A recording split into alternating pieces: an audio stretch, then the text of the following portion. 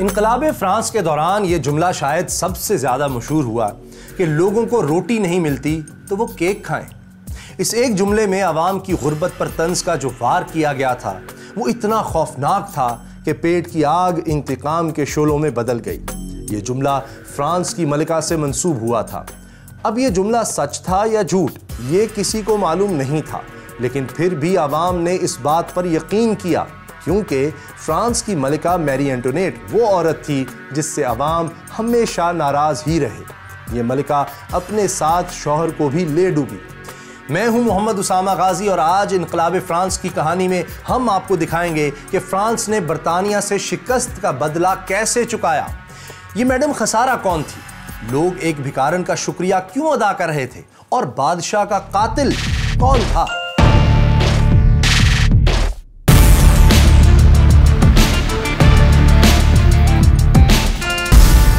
कहते हैं हर कामयाब मर्द के पीछे एक औरत का हाथ होता है, लेकिन लुइस द 16 वो बदकिस्मत बादशाह है जिसकी तबाही के पीछे अपनी गलतियों के अलावा एक औरत की नाकामी या यूं कह लीजिए कि बदनामी का ज्यादा असर था। 1775 में जब लुइस द 16 और मलिका मैरी एंटोनेट फ्रांस के तख्त पर बैठे तो अवाम को लगा कि इनके अच्छे दिन आ गए हैं, लेकिन अवाम को मालूम नहीं था कि बादशाह दिल का तो अच्छा था लेकिन हुकूमती जिम्मेदारियों को बोझ समझता था। जब इसने पहली बार ताज पहना तो कहा था इससे मुझे तकलीफ होती है, लेकिन बादशाह को कौन से चैलेंजेस का सामना करना पड़ा ये जानने से पहले फ्रांस के निज़ाम हुकूमत को समझ लें। फ्रांस में बज़ाहिर एक पार्लिमानी तर्ज की बादशाहत थी, यानी बादशाह का कोई हुक्म पार्लियामेंट की मंजूरी के बगैर कानून नहीं बन सकता था। फ्रांस में एक फेडरल पार्लियामेंट थी और सारे सूबों में लोकल असेंबलियां थीं। पार्लियामेंट के 3 हिस्से थे। पहले हिस्से में मजहबी लोग यानी पादरी वगैरह शामिल थे, दूसरे हिस्से में उमरा यानी बादशाह के दरबारी आते और तीसरे हिस्से में अवाम से नुमाइंदों को चुना जाता था।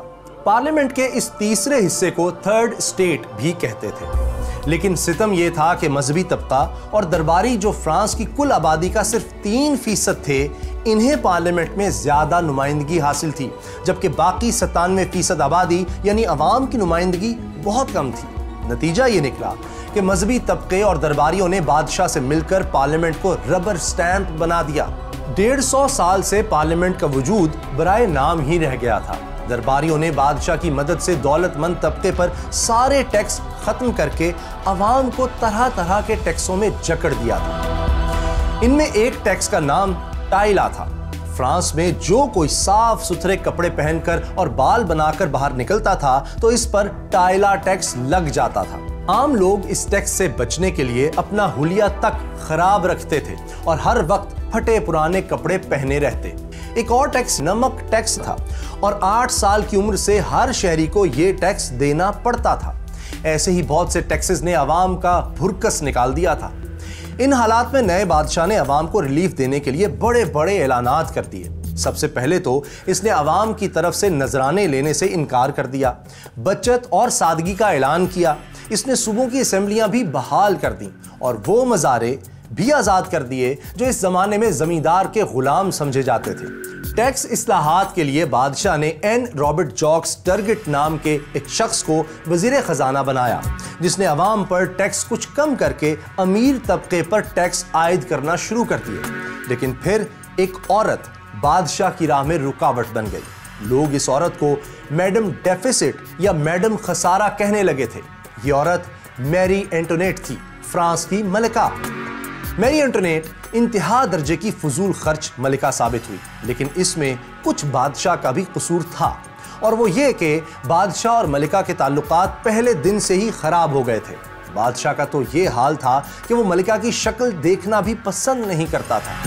इसे बिल्कुल भी अंदाजा नहीं हो सका कि हुक्मरान जोड़े की जिंदगी इनकी जाती जिंदगी नहीं होती और इनके ताल्लुकात की खराबी का असर अवाम पर जरूर पड़ता है। अपनी बेवकूफ़ी की वजह से बादशाह ने मलिका को बिल्कुल ही इसके हाल पर छोड़ दिया। नतीजा ये निकला कि मलिका ने बादशाह की बेवफाई का गम मिटाने के लिए नित नए फैशन और दौलत के मुजाहिरे में पनाह ढूंढ ली।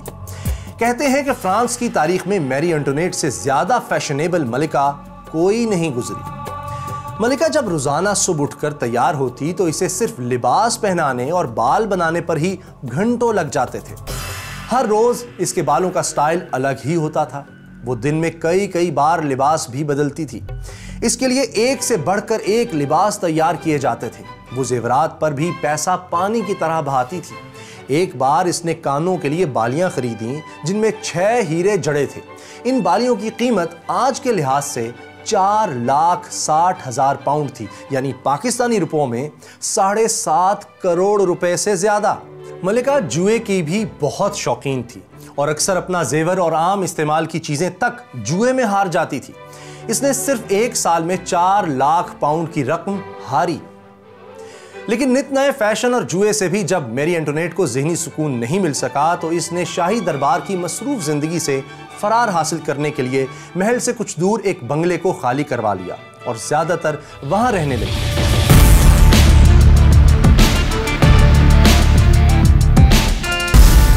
कि इसकी बहुत बड़ी गलती थी, क्योंकि फ्रांस में यह जरूरी था कि मलिका ज्यादा वक्त महल में गुजारे और दरबारियों के साथ ज्यादा से ज्यादा सोशल लिंक्स रखे। लेकिन जब मलिका ने ऐसा नहीं किया तो दरबारी इससे नाराज हो गए और इसकी जासूसी करवाने लगे कि आखिर वो अपने बंगले में छुपकर क्या करती रहती है। जब मलिका को एहसास हुआ कि इसकी जासूसी कराई जा रही है तो इसने बंगले की खिड़कियों पर शटर लगवा लिए ताकि कोई बाहर से झांक ना सके। अब दरबारियों का शक यकीन में बदल गया कि दाल में कुछ काला जरूर है। नतीजा ये निकला कि पहले महल में मलिका के खिलाफ तरह तरह की कहानियां तैयार की गईं और फिर दरबारी मुलाजमों के जरिए ये कहानियां अवाम तक पहुंच गईं। अवाम पहले ही मलिका से नफरत करते थे क्योंकि वो ऑस्ट्रिया की रहने वाली थी और ऑस्ट्रिया की वजह से फ्रांस 7 साला जंग हारा था। चुनांचे जब शाही महल से तरह तरह की कहानियां अवाम तक पहुंची तो लोगों ने एक की 4 बातें खुद बना ली। कहा जाने लगा कि मलिका के अपने मुलाजमों से ताल्लुकात हैं। एक स्वीडिश सियासतदान एक्सिल वॉन फर्सन से मलिका का स्कैंडल सबसे ज्यादा बदनाम हुआ। मलिका की अय्याशियों की ख्याली तस्वीर के पंफलेट शाया करके फ्रांस में घर घर पहुंचाए गए। लोग मलिका का नाम सुनकर गुस्से में खौलने लगते थे। जाहिर है मलिका के बारे में हर बात सच नहीं थी, बल्कि ये कहना बेहतर होगा कि जितनी अफवाहें इनकलाब के ज़माने में फैलती हैं इतनी आम हालात में नहीं फैलती। इधर मलिका चूंकि अवाम से बिल्कुल कटी हुई थी, इसलिए इसे इनकी नफरत का बिल्कुल भी अंदाज़ा नहीं था, और अगर अंदाज़ा था भी तो इसने कोई परवाह नहीं की और अपनी दिलचस्पियों में मसरूफ़ रही। जब बंगले से इसका दिल भर गया तो इसने शाही महल के बागात के डिज़ाइन तब्दील करवा दिए और अपनी तफरीह के लिए महल के अंदर एक छोटा सा गांव भी बनवाया।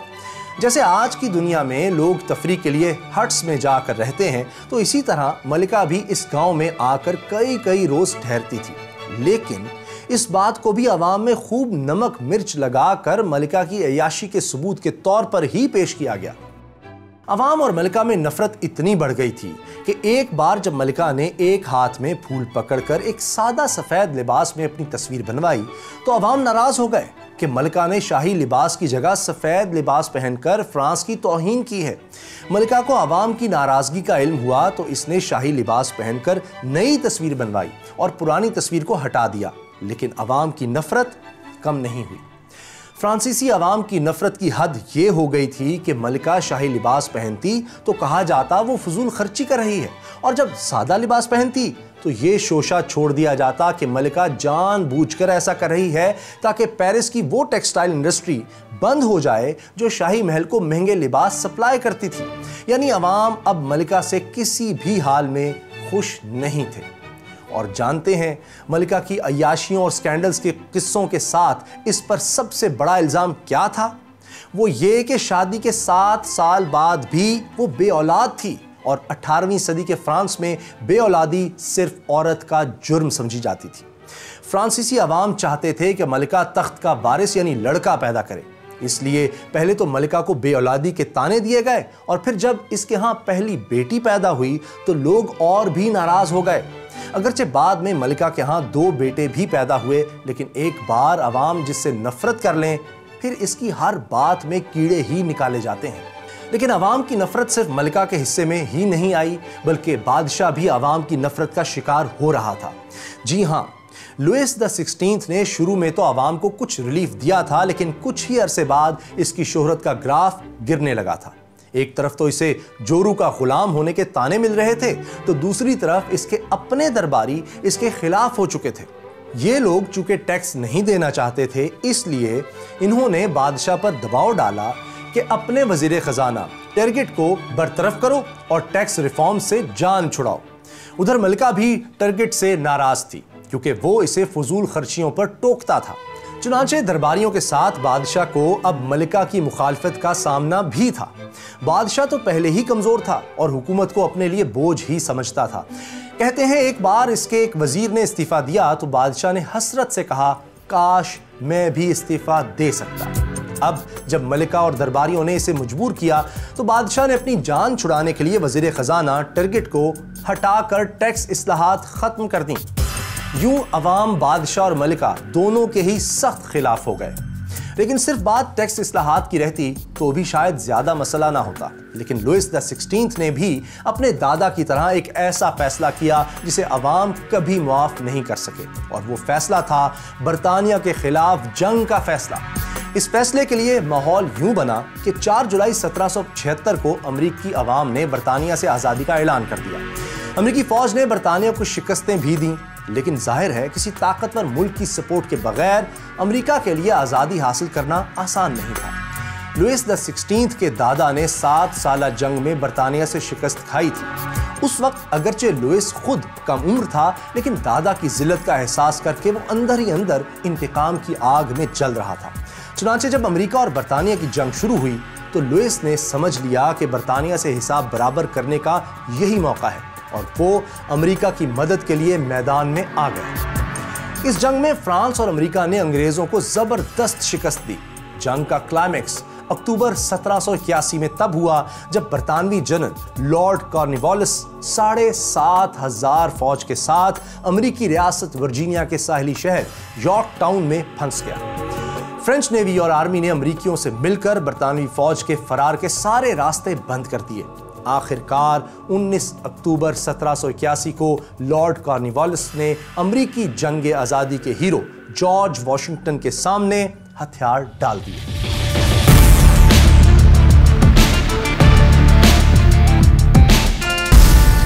यॉर्क टाउन में बरतानिया की शिकस्त के बाद अमेरिका आजाद हो गया और फ्रांस ने 7 साला जंग में अपनी शिकस्त का बदला ले लिया।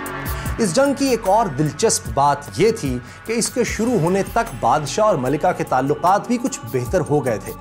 जंग शुरू होने के बाद मलिका ने हर महफिल में बादशाह की हिमायत ही की। हत्ता कि जब फ्रांसीसी नेवी ने बरतानिया को हराया तो मलिका ने अपने बालों को फ्रांसीसी बहरी जहाज के स्टाइल में डिजाइन करवा लिया। लेकिन इससे फ्रांसीसी अवाम की मलिका से नफरत में इजाफा ही हुआ, क्योंकि फ्रांसीसी अवाम इस जंग में हिस्सा नहीं लेना चाहते थे।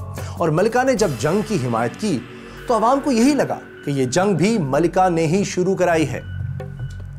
हत्ता कि जब फ्रांस ने यह जंग जीत ली तो भी अवाम खुश नहीं हुए, क्योंकि इस जंग से आम आदमी को कोई रिलीफ नहीं मिला था।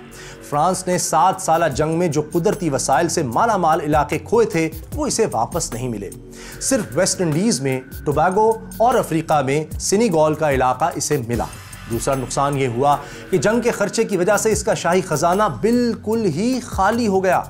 कहते हैं इस जंग में फ्रांस के इतने पैसे खर्च हुए जिसमें 70 लाख फ्रांसीसियों का 1 साल तक पेट भरा जा सकता था। यानी बादशाह के जाती इंतकाम की कीमत गरीब फ्रांसीसी अवाम ने चुकाई। चुनांचे अमेरिका की जंग आज़ादी फ्रांसीसी अवाम के जहनों में एक बड़ा इनकलाब ले आई। इन्हें यकीन हो गया कि अगर इन्हें टैक्सों से आज़ादी और पार्लियामेंट में ज़्यादा नुमाइंदगी चाहिए तो इन्हें भी अमरीकी कौम की तरह बादशाह का मुकाबला करना होगा, चाहे इसके लिए हथियार ही क्यों ना उठाने पड़े। फ्रेंच अवाम की इस बागियाना सोच का पहला मुजाहरा तब हुआ जब बादशाह ने जंग के बाद खाली शाही खजाना भरने के लिए नए टैक्स लगाने का ऐलान कर दिया।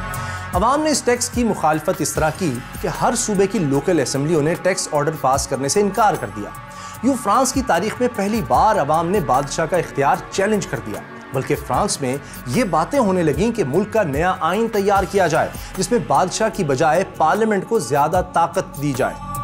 लेकिन अमेरिका की जंग आज़ादी से अवाम को इनकलाब का हौसला तो मिल गया था, मगर इन्हें नई रियासत में अवाम की हैसियत, पार्लियामेंट और इंसानी हुकूक की बालादस्ती के मुतालिक अमेरिका से भी ज्यादा वाज़ेह नजरिए की जरूरत थी, और इस नजरिए के लिए बाद में वो एक भिखारन के शुक्रगुजार हुए। ये भिखारन कौन थी? कहते हैं कि इनकलाब फ्रांस के बाद एक बूढ़ी औरत मजमे में भीख मांग रही थी। अचानक किसी ने कहा, अरे ये औरत तो हमारे मोहसिन रोसो की बीवी है, आओ इसकी मदद करें। सारा मजमा इस औरत के गिर्द जमा हो गया। लोग इस भिखारन को पैसे भी देते थे और इसका शुक्रिया भी अदा करते थे। वजह यह थी कि इस औरत का शौहर रोसो, जो इनकलाब फ्रांस से 11 बरस पहले मर गया था, वही इस इनकलाब की वजह बना था। रोसो 18वीं सदी में यूरोप में आने वाले एज ऑफ रीजन के बड़े फलसफियों में शामिल है। वैसे तो उस दौर में वोल्टेयर और मोंटेस्क्यू जैसे लोगों ने भी बहुत नाम पैदा किया, लेकिन तारीखदान मुत्तफिक हैं कि फ्रांस में इनकलाब की सबसे बड़ी वजह रोसो का फलसफा था। रोसो की सबसे मशहूर किताब का नाम सोशल कॉन्ट्रैक्ट है, जिसे आप उर्दू में इमरानी मुआहिदा भी कह सकते हैं। इस किताब में रोसो ने रियासत, हुकूमत, कौम और माशरे का बिल्कुल ही एक नया नजरिया पेश कर दिया। इस किताब की सबसे अहम बात, जिसने सारे फ्रांस में तहलका मचा दिया, वो ये थी कि मुल्क का हर शहरी इसका हुक्मरान होता है। तो मुल्क किसी बादशाह, अमीर तबके या मजहबी लोगों की मलकियत नहीं, बल्कि सारे अवाम इसके मालिक हैं। अवाम की मर्जी के बगैर ना तो हुकूमत बन सकती है, ना टैक्स लग सकता है, ना किसी जंग में हिस्सा लिया जा सकता है। रोसो ने यह भी करार दिया कि इंसान फितरी तौर पर आज़ाद पैदा हुआ है, इसलिए इस पर कोई कानून लागू नहीं होता। हाँ, इतना ज़रूर है कि एक माशरे में मिलजुल कर रहने के लिए इंसान ने अपनी कुछ आज़ादियाँ ख़त्म करके माशरे के कवानीन पर अमल शुरू कर दिया है। इसके बदले में रियासत इसके जानो माल की हिफाजत की पाबंद है। यानी रोसो ने जमहूरियत का वाज़ेह तस्वुर देकर बादशाहत और मजहबी तबके की हुकूमत के खिलाफ खुला ऐलान जंग कर दिया था। घर घर रोसो के फलसफे पर बातें होने लगीं। अब वो फ्रांसीसी आवाम, जो हालात से समझौता करके और अपनी तकलीफ़ों को तकदीर का लिखा समझकर कबूल कर चुके थे, एकदम पुरजोश हो गए थे, क्योंकि इन्हें मालूम हो गया था कि वो अपनी तकदीर खुद लिख सकते हैं। नौकर से मालिक बनने का एहसास इनके लिए नया भी था और बहुत ताकतवर भी। भूख से मुरझाए हुए चेहरों पर रौनक आ गई और अवाम इनकलाब की प्लानिंग करने लगे। नए पुरजोश इनकलाबियों में वो नौजवान भी था जिसने कभी बादशाह की शान में कसीदे पढ़े थे और जिसने मुस्तकबिल में एक कातिल की हैसियत में बादशाह का सामना करना था। इस शख्स का नाम मैक्सिमिलियन रॉबस्पियर था। ये पेशे के लिहाज से वकील था, लेकिन तकरीर करने में पूरे फ्रांस में इसका कोई सानी नहीं था। आम फ्रांसीसी नौजवानों की तरह वो भी इनकलाब और तब्दीली चाहता था, लेकिन ये तब्दीली इतनी भी आसान नहीं थी, क्योंकि ये जदीद दुनिया में पहला मौका था जब किसी मुल्क के अवाम गैर मुल्की ताकत से आज़ादी के लिए नहीं, बल्कि अपने मुल्क का निज़ाम बदलने के लिए इनकलाब की तैयारी कर रहे थे। यानी एक ऐसा इनकलाब आने वाला था जो बाद में आने वाले हर इनकलाब, इंसानी हुकूक के हर चार्टर और फलसफे की बुनियाद बना। तो बादशाह की कमजोरी, मलिका की बदनामी, अमेरिका की जंग आज़ादी और रोसो के फलसफे ने इनकलाब फ्रांस की बुनियादें रख दी। लेकिन एक चीज़ इन सब पर बाजी ले गई और वो थी रोटी। एक रोटी ने फ्रांस में कैसे इनकलाब बर्पा कर दिया। बादशाह अपने खिलाफ इनकलाब लाने वालों के साथ मिल गया, ये अनहोनी कैसे हुई? हिस्ट्री ऑफ चाइना देखने के लिए यहां क्लिक कीजिए और बायोग्राफीज के लिए यहां क्लिक करें। जुल्फिकार अली भुट्टो के आखिरी 3 दिन किस तरह गुजरे, ये देखने के लिए यहां क्लिक करें।